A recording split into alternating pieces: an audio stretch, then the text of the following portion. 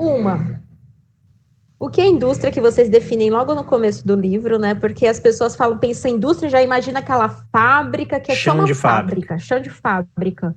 Então, definir o que é indústria. Então, indústria, a gente coloca na epígrafe do livro, né, um substantivo feminino. Eu não acho que é à toa que ele é feminino e ele não é masculino. E diga isso de passagem, né? Se as mulheres tivessem maior participação na indústria e na economia como um todo, no valor que elas merecem, possivelmente a gente estaria melhor. E esse é um movimento que está vindo, né, cada vez mais. Então, ela é um substantivo feminino, a indústria, que significa destreza, né, capacidade de produzir, de inventar, de criar recursos para solucionar problemas. A gente está falando de perícia, né, de técnica.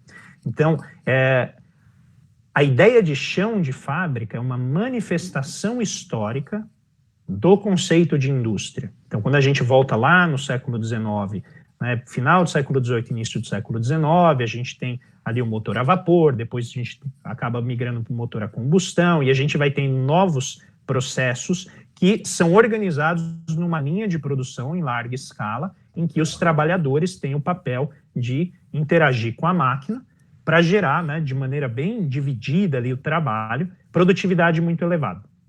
Né, e aí, quem quiser pode assistir os filmes do Charlie Chaplin, né, em que ele está justamente fazendo a crítica de como o homem está se tornando um subproduto da máquina.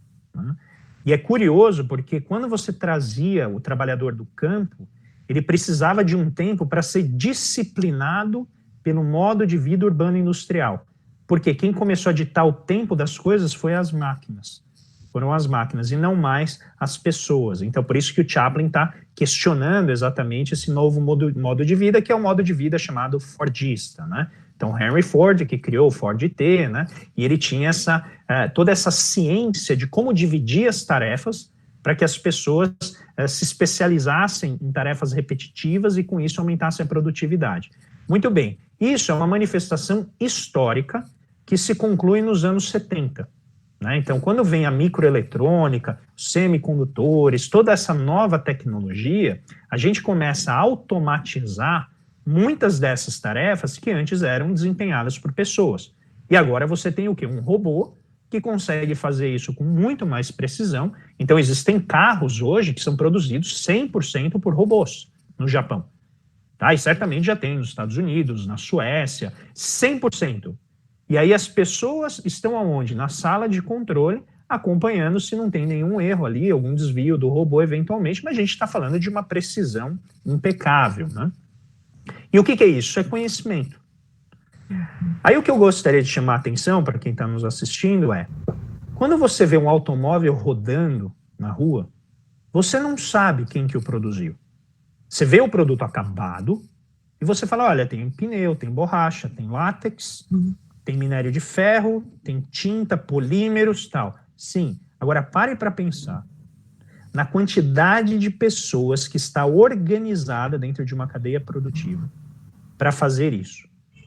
Agora pegue o Ford T lá atrás, né? Pega o Fordismo, aquele monte de pessoas com aquela tecnologia. Conforme aquela tecnologia vai mudando, você vai precisando menos de pessoas. E aí, qual que é a indústria nesse caso? Como é que eu faço um carro em menos tempo? Entendeu? Não tem a ver com o chão de fábrica. O chão de fábrica foi como lá atrás alguém se organizou para fazer o carro. Hoje, eu quero fazer o carro. Como é que é? Robô. Cadê o chão de fábrica? Não existe esse chão de fábrica com trabalhadores com colete, capacete. Não tem mais isso. Hoje é um sujeito que fez engenharia mecatrônica na Universidade de Tóquio, ele está sentado programando um computador para garantir que o robô faça o que ele tem que fazer.